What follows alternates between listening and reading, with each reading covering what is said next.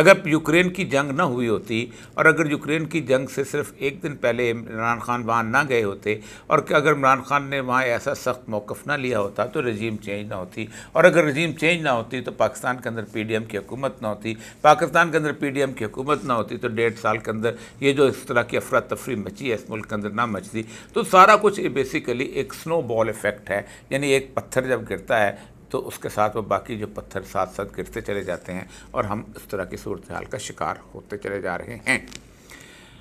सूरत हाल ये है कि G20 की मीटिंग हुई। इस G20 की मीटिंग के अंदर एक अहम तरीन बात जिसको बहुत लोगों ने उछाला है, वो एक नक्शा है कि जो कि वहाँ पेश किया गया कि हम भी एक कॉरिडोर बनाना चाहते हैं कि जैसे चीन ने एक कॉरिडोर बनाया था। ये नक्शा बम्बई से सवारी लेके निकलता है और उसको कोई आगे मैदान नहीं मिलता, वो बिल्कुल वहाँ से चलता हुआ समुंदर से होता हुआ, पाकिस्तान के समुंदर से होता हुआ, बहर अरब से होता हुआ, ईरान के खलीज फ़ारस से होता हुआ सीधा दुबई के जबल अली भी पहुँचता है। और जबल अली पे अपना सब कुछ उतार के उसके बाद जद्दा के इलाके से वहाँ से निकलता हुआ रियाद से फिर इज़राइल के हीफ़ा की बंदरगाह में पहुँचता है और वो उस मशहूर नहर स्वेज़ को भी अबूर कर जाता है, एक साइड पर रख जाता है और वहाँ से जाके फिर यूरोप के मुख्तलिफ़ शहरों में जिनमें से स्पेन और बाकी जगह और फिर यूरोप के साथ उसका एक राब्ता हो जाता। ये ऐसा अजीब व गरीब मामला है कि दुनिया पूरी में कहा जाता था कि स्ट्रेट ऑफ हुर्मुज़, यानी हुर्मुज़ वो जगह है कि जहाँ ईरान और अबू धाबी का जो दोनों का फासला बहुत कम रह जाता है और वहाँ पर अगर एक जहाज़ भी खड़ा कर दिया जाए तो पूरी की पूरी बंदरगाह रुक जाती है और पूरा का पूरा रास्ता रुक जाता है और उसको कहते हैं international choke point. International choke point से बाहर निकलने की जद्दोजहद थी कि जिसकी वजह से गवादर को बहुत ज़्यादा अहमियत दी गई थी कि गवादर चूँकि बाहर है, स्ट्रेट ऑफ हुर्मुज़ से बाहर है, तो वहाँ पर से तजारत हो सकती है और वहाँ से हम आगे निकल सकते हैं और हम मेन समंदर के अंदर आ सकते हैं। चीन का भी ग्वादर को लेने का असल मसला ये था कि उसके यहाँ बलाका का जो है, जो मलेशिया का जो इलाका है और इंडोनेशिया के दरमियान एक छोटे से जजीरों के अंदर 1.5 मील का एक छोटा सा तंग नाये है, उसमें से गुजरना होता है। वहाँ भी एक जहाज़ खड़ा कर लिया जाए तो चीन के जहाज़ों की आमदोरफ्त ख़त्म हो जाती है। ये जो रास्ता अख्तियार किया गया है, पहली बात तो यह है कि इसमें चीन, रूस और बाकी सारी चीज़ें जो हैं उनका रास्ता बिल्कुल और तरह का था, वो मैं उसके ऊपर बाद में आता हूँ। लेकिन इस रास्ते के अंदर सऊदी अरब और इज़राइल इसके तल्लुकात कब होंगे, किस वक्त ठीक होंगे, कौन उनको आने जाने की इजाज़त देगा, रास्ता कैसे बनेगा, ये इतना बड़ा ख्वाब है कि जिसके बारे में हो सकता है कि सऊदी अरब की हुकूमत ने खुद भी ना सोचा। 10,000 दफ़ा वो सोचेंगे कि हम इज़राइल के साथ तल्लुकात इख्तियार करें और यहाँ से ट्रक आना जाना शुरू हो जाए। पिछले दिनों एक बहुत बड़ी बहस चली थी कि बहरीन ने, यूएई ने, इन लोगों ने इसराइल को तस्लीम कर लिया है तो सऊदी अरब भी कर लेगा। लेकिन सऊदी अरब की पॉपुलेशन इस किस्म की है कि अगर एक दफ़ा ऐसी सूरत हाल हुई तो वहाँ किसी न किस्म की रिवोल्ट का बहुत बड़ा ख़तरा बन सकता है, क्योंकि सऊदी अरब की पॉपुलेशन जो है वो बहुत ज़्यादा एंटी इसराइल है और उनके अंदर इस्लामी जज्बात जो हैं अब्दुल वहाब नजदी की तहरीक के ज़माने के चले आ रहे हैं। दूसरी चीज़ ये है कि हीफ़ा से आगे फिर आप यूरोप में चले जाओ, वो मेडिटेरियन में ऑलरेडी सारा कुछ होता चला आ रहा है। दूसरा नक्शा जो है ये 2017 की मार्च 2017 की रिपोर्ट है मेरे पास, जो कि चाइनीज़ ने दिया था। अब ये Chinese one belt one road का जो नक्शा है ये सारे का सारा मोस्ट ऑफ द टाइम ये या तो समुंदरों के ऊपर है और वो भी समुंदर ऐसे हैं जो खुले हैं, जिन तक आपको पहुंचने के लिए, रसाई के लिए कोई ऐसा मसला नहीं है, किसी जगह कोई रुकावट नहीं है। और दूसरा जो है वो जो बीजिंग से लेके उसके बाद कज़ाकिस्तान और उसके बाद आगे से होता हुआ यूरोप के तकरीबन सारे 28-29 ममालिक से घूमता घामता यहाँ तक कि वो ऊपर से बेल्जियम के रास्ते से जो वहाँ पर वापस इसको मुड़ता है और इंग्लैंड से नीचे आता हुआ एक गोल चक्कर काटता हुआ वापस अदन की बंदरगाह के पास आ जाता है। और यहाँ से भी आगे वो इन्होंने एक और रूट भी निकाला हुआ है जो कि चाइना के जो साउथ चाइना सी से निकलता हुआ इंडोनेशिया और बाकी चीज़ों को भी कवर करता है। यहाँ पर सबसे अहम तरीन बात यह है कि इसका लिंच पिन, जो मोस्ट इम्पॉर्टेंट जो जो मुल्क है वो पाकिस्तान है। यानी चाइना ने को 68 मुल्कों के साथ एग्रीमेंट किया था जिसमें वो चाइनीज़ टेक्नोलॉजी को अपनाना चाहते थे, जिसके अंदर उनको चाहते थे कि चाइना की जो ट्रेन की पटरी और उसके साथ साथ उनकी जो ट्रेन सर्विस है उसको हम मॉडर्नाइज़ करेंगे चाइना के साथ, चाइना की टेक्नोलॉजी को हम लेके आएंगे, चाइना की आम लेबर जी लेके आएंगे। हालत ये है कि इंग्लैंड हो, फ्रांस हो, बाकी लोग हों, उनके सबके कारखाने सस्ती लेबर की वजह से चीन के अंदर लगे हुए हैं। जैगवार भी वहीं से बनती है, मॉन्ट ब्लैंक भी वहीं से बनता है, एप्पल का कंप्यूटर भी वहीं से बनता है, एप्पल का आईफोन भी वहीं से बनता है। और अगर वो आज चाइनीज़ लेबर जो है वो उनको सस्ती लेबर ना मिले तो उनकी इकॉनमी सारी की सारी तबाह हो सकती है। 2017 में जब ये आया तो उस वक्त अमेरिका को एक ख़ास किस्म का थ्रेट महसूस हुआ। उन्होंने कहा कि ये तो चाइना जो है ये पूरी की पूरी इस बेल्ट के ऊपर अगर कब्जा कर लिया तो उसके बाद ये बिल्कुल जो है हम पूरी दुनिया की इकॉनमी पे छा जाएगा। और कंटेनमेंट ऑफ चाइना का प्रोग्राम आया। ये मेरे सामने 2019 की पेंटागन की रिपोर्ट है जिसके बारे में इंडो पैसिफिक जो उन्होंने रीजन बनाया। लेकिन उसमें सबसे अहम तरीन ख़ित्ता पाकिस्तान है। चाइना अगर सर है और पूरा धड़ जो है वो 68 ममालिक हैं तो गर्दन पाकिस्तान है। और ये गर्दन जो है ये गिलगित बल्तिस्तान से लेके गवादर तक होती है। और ये गर्दन के रास्ते ही चाइना जो है वो बहर अरब से मुंसलिक होगा और बहर अरब से फिर निकलता हुआ इन सारी चीज़ों को अवॉइड करता हुआ पूरी दुनिया का चक्कर जो है समुद्री तौर पर काटेगा। और उसको वो इतने हज़ारों मील का एक चक्कर जो है जो वो साउथ चीन चाइना ची से निकलता है, फिर उसके बाद मलेशिया है, फिर इंडोनेशिया है, फिर उसके बाद सिलोन है जैसे श्रीलंका कहते हैं, फिर वो भारत का पूरा चक्कर काटता काटता हुआ किसी और जगह जाता है, या फिर वो आगे साउथ अफ्रीका की जो केप टाउन की छोटी सी वजह से रास उम्मीद Cape of the Good Hope वहाँ पे जाके चला जाता है। तो चाइना के लिए तो ये ऐसी चीज़ थी कि जिसको चाइना समझता था कि मेरे लिए इनकलाबी सूरत हाल होगी। और इस इनकलाब को रोकने के लिए 2019 की 4 नवंबर को ये पेंटागन की स्ट्रेटजी आई है। लेकिन इससे पहले उन्होंने American centre United states study centre Sydney उसको उन्होंने कहा कि अगर चाइना को हमने रोकने की कोशिश की तो उन्होंने एक 100-150 सफ़े की एक तफसीली रिपोर्ट बनाई, averting the crisis American strategy multi spending and collective defence in the Indo Pacific region. उसमें उन्होंने ये मशवरा दिया कि अमेरिका जो है इस किस्म की सूरत हाल का शिकार ना हो, क्योंकि अमेरिका की फोर्सेस जो हैं उनको एक लंबी लॉजिस्टिक तय करके यहाँ आना पड़ेगा, और जबकि चाइना की फोर्सेस जो हैं वो बड़ी आसानी से यहाँ पर आ सकते हैं। इस दौरान सबसे ज़्यादा जो इफ़ेक्ट होने वाला मुल्क था वो मेरा मुल्क पाकिस्तान था। और उस मुल्क के अंदर उन्होंने बहुत ज़्यादा कोशिश की, अमेरिकन ने भी, कि किसी तरह यहाँ के इस्टेब्लिशमेंट को, यहाँ की सियासी लीडरशिप को चीन से दूर किया जाए और भारत के नज़दीक किया जाए। लेकिन इस दौरान एक बहुत बड़ा वाक़या हो गया, और वाक़या था अफ़गानिस्तान के अंदर तालिबान की हुकूमत के क़याम का।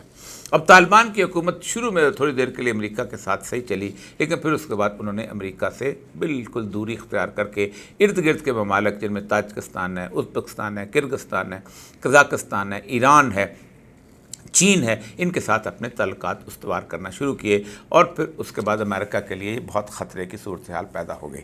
तो उन्होंने अमेरिका ने इस खत्ते को बेहतर करने के लिए, यहाँ पर अपना असर रसूल बढ़ाने के लिए क्वाड बनाया हुआ था। ये 4 मुल्कों का एक इत्तेहाद था, जापान, ऑस्ट्रेलिया, इंडिया और चाइना।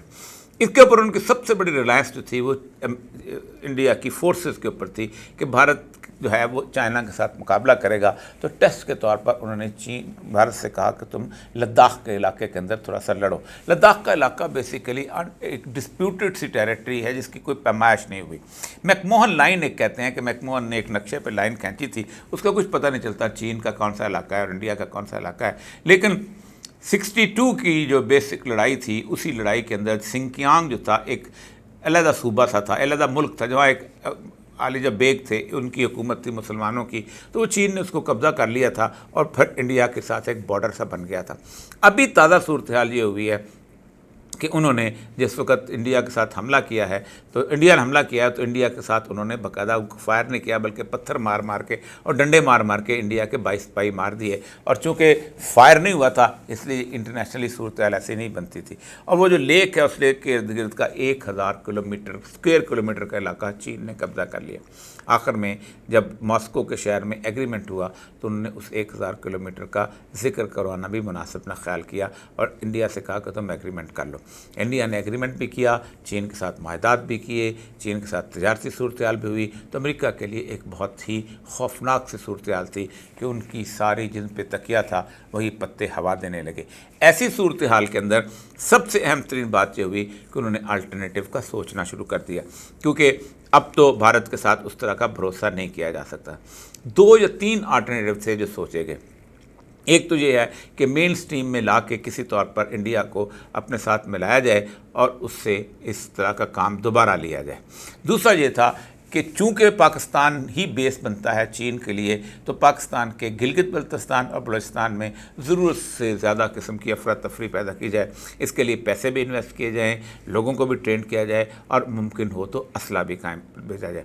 क्योंकि अगर आप KPK और गिलगित बल्तिस्तान का इलाका ख़राब कर देते हैं, उधर से बलूचिस्तान का मसला ख़राब कर देते हैं, तो सारा कॉरिडोर, इकनॉमिक कॉरिडोर है, वो ख़त्म होकर रह जाता है। और चीन जो है वही किर्गिस्तान और फिर उसके बाद रूस, और रूस से आगे फिर बाकी जगह की उन रोडों पे डिपेंड करता है, जो कि सर्दियों के अंदर उनके ऊपर ट्रैफिक जो है कभी कम हो जाती है, कभी ज़्यादा होती है। मुश्किल सा काम लगता है उन सारे इलाकों के अंदर। और लेकिन समुद्र का रास्ता चीन से बहुत दूर हो जाता है। तो इस तीसरी ऑप्शन उनकी ये थी कि भारत से हमला करवाया जाए पाकिस्तान के ऊपर, और कम से कम गिलगित बल्तिस्तान के इलाके के अंदर, क्योंकि वो पाकिस्तान की टेरिटरी नहीं है, डिस्प्यूटेड कश्मीर का इलाका है, तो गिलगित बल्तिस्तान को कहा जाए कि वहाँ तो आज़ादी की मूवमेंट चलनी शुरू हो गई है, तो वहाँ पर आया जाए। लेकिन गुज़श्ता 6 महीने में बहुत बड़े इनकलाबात आए हैं जिसका शायद पाकिस्तान नोटिस नहीं ले रहा। 9 मार्च बहुत अहम दिन था दुनिया की सियासत के अंदर। 9 मार्च को सऊदी अरब और ईरान ने मुआहदा किया। कई सदियों की वो दुश्मनी जो अरब और अजम की दुश्मनी थी वो ख़त्म हो गई। मतलब कहा जाता है कि ना ये सुन्नी बादशाहत के लिए था फ़ायदामंद और ना ये शिया जमहूरियत के लिए, बल्कि ये खालिसतन उस खित्ते के लिए था, और इसने दुनिया को हैरान करके रख दिया। ये वो सूरत हाल है जिसके बारे में इमरान खान साहब से जब मेरी मुलाकात हुई तो इमरान खान साहब ने कहा था, मोहम्मद बिन सलमान ने मुझे कहा था कि ये सूरत हाल है, हमें बहुत थ्रेट है ईरान से। तो मैंने कहा आप उनसे बात क्यों नहीं करते? उन्होंने कौन करेगा? तो इमरान खान कहता है कि मैंने उन्हें कहा कि मैं करूँगा। तो इमरान खान साहब जब वहाँ चले गए तो उन्होंने जब पूछा ईरानियों से, तो ईरानियों ने कहा हम तो पहले से तैयार बैठे हैं। कहते जब मैंने वो बात करनी शुरू की तो उसके बाद अमेरिकन बीच में आ पड़े और मेरे ख़िलाफ़ भी हो गए और बाकी चीज़ हो गई। लेकिन चीन ने खामोशी के साथ ये काम किया, और 9 मार्च ही वो दिन था कि जिस दिन प्रेसिडेंट जी को तीसरी दफ़ा उन्होंने इक़्तिदार नसीब किया। उसकी पॉलिट ब्यूरो ने वो जो था उनकी मीटिंग जो होती है उसके अंदर, वो जो बड़े हॉल में टेनमेंट स्क्वायर में होती है, वहाँ उनको तीसरी दफ़ा दोबारा मुंतखब कर दिया गया 4 साल के लिए। अब सूरत हाल यही हुई कि चीन, सऊदी अरब और उसके साथ साथ ईरान एक तरह का महाज बन गए। ऐसे में जो बाइडन ने जब यूक्रेन की वॉर के बाद वहाँ दौरा किया था तो उसको, आपको याद होगा कि उसको रेड कारपेट रिसेप्शन नहीं दिया गया था, उसको पर्पल कारपेट पर बिठाया गया था। और उसके साथ साथ सबसे बड़ी बात यह है कि उसने कहा था तुम तेल जो है वो ख़रीदना, ज़्यादा पैदावार करो ताकि रूस का तेल की कीमत कम हो जाए। तो उसने मोहम्मद बिन सलमान ने कहा था अमेरिका अपना तेल क्यों नहीं बेचता, और बहुत फ्लैटली रिफ्यूज़ कर दिया था। अब हालत ये है कि आज 13 सितंबर 6 माह के बाद चीन पहला मुल्क बन गया है जिसमें अफ़गानिस्तान में अपना बाकायदा सफ़ीर भेजा है, और आज वो उसकी पासिंग आउट परेड और सारा कुछ हो रहा था। ये सूरत हाल ऐसी है कि जिसके अंदर पाकिस्तान, ईरान, अफ़गानिस्तान और बाकी तमाम ममालिक जो ख़ित्ते के, जिनमें इराक़ भी आप शामिल कर लें, शाम भी शामिल कर लें, इनकी फ़िज़िकल मौजूदगी के बगैर किसी किस्म की लाइन ही नहीं खींची जा सकती। अमेरिका का ये जो प्लान है ये अभी तक ख्वाब में है। अभी तक वो उन्होंने बनाया है ये करेंगे, इस तरह करेंगे, और इस तरह के प्लान ऑलरेडी मौजूद हैं। सुएज़ की कैनाल 50s में आई थी, उसके अंदर से वो रास्ता लेकर निकलते हैं। बॉस्फोरस का जो इलाका है उसमें से वो चले जाते हैं। अदन की यमन वाली बंदरगाह है, वहाँ से भी लोग निकलते हैं। रेड सी का इलाका, ये समुंदर के ये रास्ते चले हैं, लेकिन एक कनेक्टेड सूरत हाल जो है वो नहीं बन पाती।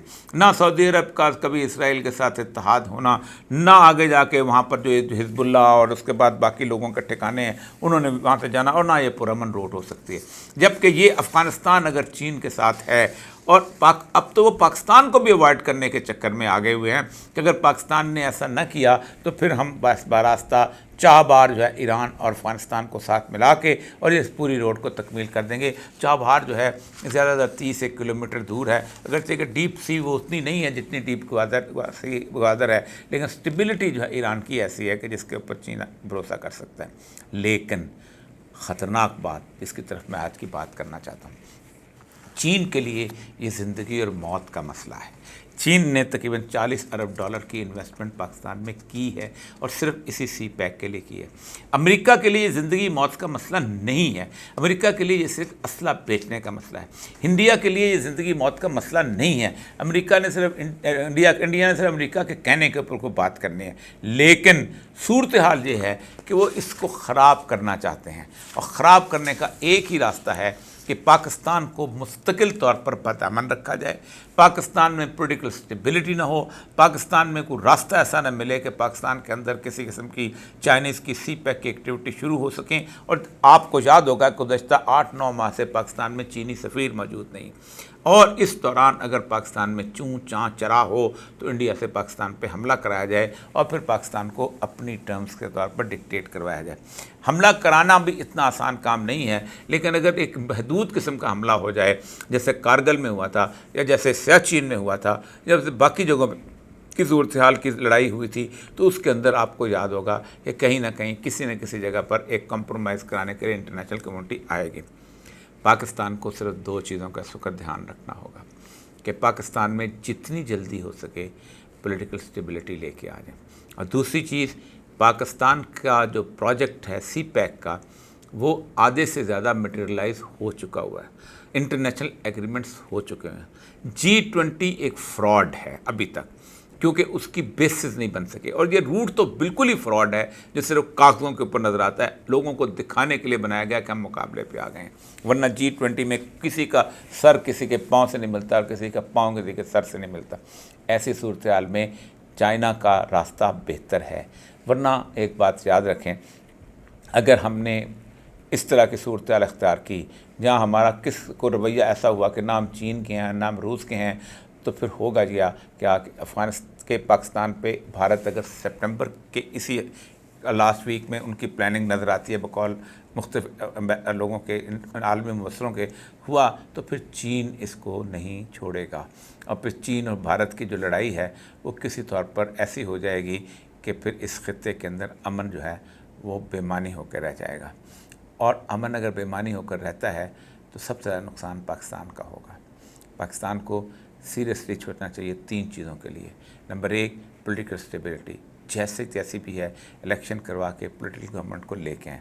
नंबर 2 पाकिस्तान को मुकम्मल तौर पर एक ऐसी खारजा पॉलिसी जो एक तरफ हो, चीन की तरफ होना हमारे लिए बेहतर है। तीसरी बात यह है अफ़गानिस्तान के साथ हमारे तल्लुकात जितने मजबूत होंगे, जितने बेहतर होंगे, हम इस खित्ते के अंदर एक मुस्तकिल पोटेंट फोर्स बन जाएंगे। वरना हमारे यहाँ जिस तरह की TTP और बाकी चीज़ें चल रही हैं वो मज़ीद अमन ख़राब करेंगे। इजाज़त दीजिए, अल्लाह ने के बाद।